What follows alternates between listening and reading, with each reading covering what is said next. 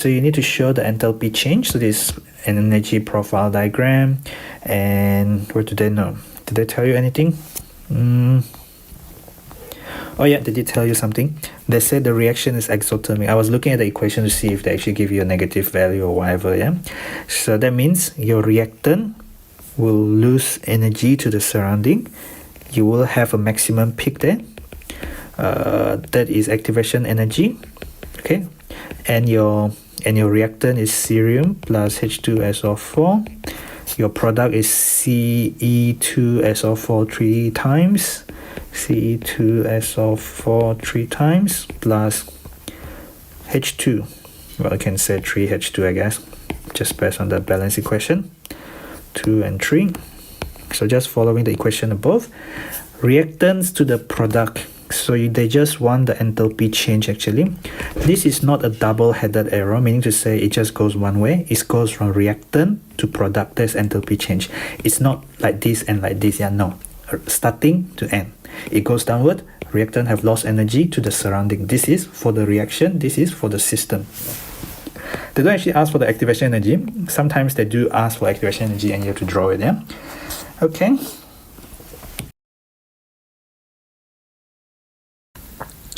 So next bit is on hydrocarbon combustion. So you need to have complete combustion of C4H10. When you add O2, you're going to get CO2 and H2O. You have 4 carbon, so 4 carbon there. You have 10 hydrogen, so you need 10 hydrogen, so you need 5 there. Now your oxygen is 4 times 2 is 8, 5 times 1 is 5, 8 plus 5 is 13. I'm going to do 13 over 2. I'm not going to explain this now. In my other video, I keep on saying that you can use fraction to balance equation, all right? Okay, because it's perfectly legit. You cannot change the number there. But 13 over 2 times 2 will give you 13 oxygen atom, which balance out the 13 oxygen atom on the right hand side, okay? So next question is actually quite standard in all level. You basically need to state the fact first. So bond making. So making bond is exothermic. So this is what I mean by stating the fact, okay? Setting the story essentially. And bond breaking require energy. You just need to break the bond. It requires energy.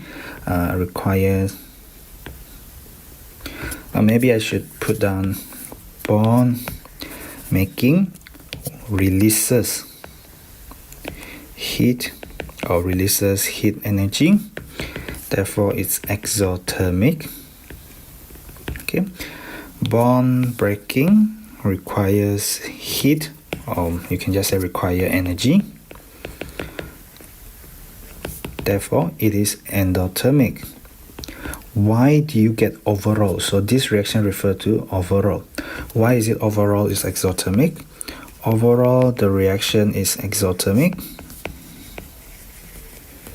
when the heat or when the energy released by bond making or by making new bonds is greater. Basically, you release more energy than what you use to break the bond, okay? It's greater than that required to break the bond. So you require energy to break bond, but you release energy when you form bonds. So overall, you must release more energy than what you need to break the bond. So pretty obvious there. Okay, next question. Calculate heat energy release. Okay, so they're saying 1 mole of H2O2 completely decomposed. This equation is for 2 mole of H2O2. Therefore, for 1 mole of H2O2, it's going to be H2O plus half. How do I get half? If they don't show a number in front, it means it's 1. I divide the whole thing by 2. I get this equation. This equation is going to be valid for 1 mole of H2O2. 1 mole of H2O2. This sample release 98.0 kilojoule per mole. Well, it's kilojoule the same, but essentially it's for 1 mole of H2O2. Okay, so this is for 1 mole of H2O2. So how many mole of H2O2 do I have here? 680 divided by mass over mR. Mass over mR. I'm given the mass, so I divide by the mR, which is 2 times 1 plus 16 times 2. There's the formula H2O2. Don't forget that you need a bracket, otherwise when you do your division and multiplication on a calculator, it's going to mess your calculation up and you will get the wrong answer if you're not careful. Here now with 20, just showing you, so 680 divided by 20 is going to be 34 mole. 1 mole of H2O2 decomposition release 980 kilojoule per mole. So 1 mole of H2O2 release 980 kilojoule heat energy. Therefore, 34 mole of H2O2 will give you 980 times 34 over 1. That's pretty much quite obvious, hopefully, I hope. 33,320 joule. But look carefully. What do you have? They specify the thing in kilojoule. Therefore, you have to divide it by 1000 to get to kilojoule. If you leave your final answer as joule, that means you're not following the units here. Oh, actually, sorry, I make a mistake. This is kilojoule here. So this is kilojoule here. And you do not need to divide by 1000. Oh my goodness me. Okay, never mind. So actually it should be 33,320 kilojoule. That is alright then, just in case. Anyway, use ideas about bond breaking and bond forming. So you need to use this kind of ideas because they specify why the decomposition is exothermic. Look at the forward reaction. Why is it exothermic? This is the only reactor. Going from here to here, you are not forming anything. Are you forming anything? Oh yeah, hang on, you might be. I'm going to draw what is going on for you. H2O2 going to H2O plus half O2. I'll draw out the structure for you. This is the display formula where I show the covalent bond. The oxygen form 2 covalent bond, just like you know in oxygen molecule, the oxygen form 2 covalent bond like that. Okay, the hydrogen form 1 covalent bond, just like you know in water, the hydrogen form 1 covalent bond like that. Each of these single line represent 1 covalent bond. It represents 2 electrons being shared. Going from left to right, actually is half molecule of O2. What have you done? You have broken this, right? And then you have formed a new OH. So you have to break. You have to break this and you have to break that. So you break 1 time OO, you break 1 time OH. Okay? That is on the left hand side. What are you forming? You don't really have to draw all this. I'm just outlining to you what's going on. So that is remaining. So that remains. That doesn't change. The one in red doesn't change. You break that. So what have you formed? You have formed a new OH. So this thing that you break, you form a new OH. Multiply by 1. Because you are forming 1 new OH. What else are you forming? When you break this and this, you're left with all that. Guess what? They can form half of OO. I know the half doesn't make sense, but the half is from there. You are forming oxygen-oxygen double bond, but because the half is there, you have to carry forward the half. Okay, so what do you think? Break this, form this, form this. This thing and this thing is going to balance out because you break 1 time OH, you form 1 time OH. There's no difference whatsoever. That's going to cancel out. You break 1 time OO single bond, but you form half of the OO double bond. Okay, so bond breaking involves energy. So uses energy, requires energy. It is endothermic. I mean, that much is obvious, yeah? Bond forming, on the other hand, bond formation releases heat energy. It is exothermic. Overall, why does the decomposition is exothermic then? It must be that the bonds that you are forming, the bonds formed, must release more energy than the energy required to break bond. And in the context of the equation I've just shown you, here versus here, so forming stronger oxygen double bond. Double bond is obviously stronger than a single oxygen bond, yeah. And then breaking weaker oxygen single bond. So you can see the difference. You're breaking weaker bond, you're forming stronger bond. Overall is gonna the bonds that you're forming, they release more energy. The process itself, bond formation. I shouldn't say the bonds release energy, I should say bond formation releases more energy than the energy required for bond breaking. Maybe that's better.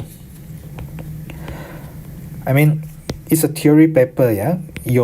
Technically your responses, as long as you address the issues, ensure that you understand the idea of bond breaking and bond making, and the energy being required to break bond and energy being released when you form bonds. And if we show this structure, I'm sure you will get the full mark. There's no other ambiguity there. Energy profile diagram. This is your reactant from the start. This is your product in the end. From the reactant to the product, you go down. This is exothermic reaction. This is definitely the enthalpy change. From the reactant to the top of the reaction profile, or to the top of the hump, we call this a hump, it's going to be the activation energy. So B is activation energy, and A is the enthalpy change of the reaction. It's not enthalpy, it's enthalpy change for the reaction, of reaction. Maybe I should write down of reaction there as well to try and be complete. Calcium oxide reacts with water to form calcium hydroxide. It is exothermic. You got to talk about bond breaking and bond forming. Why the overall, okay? When they say reaction is also exothermic, it means the overall reaction. Okay? Perhaps it's always best to specify. Bond breaking involves you need energy, okay? So it is endothermic. Endothermic means you will absorb energy from the surrounding, yeah, okay? And then bond forming is exothermic. So you release energy to the surrounding. The system of the reaction release energy to the surrounding. Okay, so why the reaction is exothermic? In terms of bond breaking and bond making, in terms of bond, so you think about the reaction. Okay, let's think about the reaction. Calcium oxide plus H2O give you calcium hydroxide. This is aqueous. This is liquid. This is solid. This has giant ionic structure. This has simple molecular structure. This has, well, it is ions, okay, but they are hydrated. Look at aqueous. That means it's not, it is mobile ion. Mobile ions, they can conduct electricity. This one cannot conduct electricity, yeah, okay? So what do you need to break? You need to break ionic and covalent bond. What are you doing here? You are surrounding cations and anions with water. Okay, I know it's not this complicated, but I'm just outlining to you what actually happens in terms of the reaction. Yeah, okay.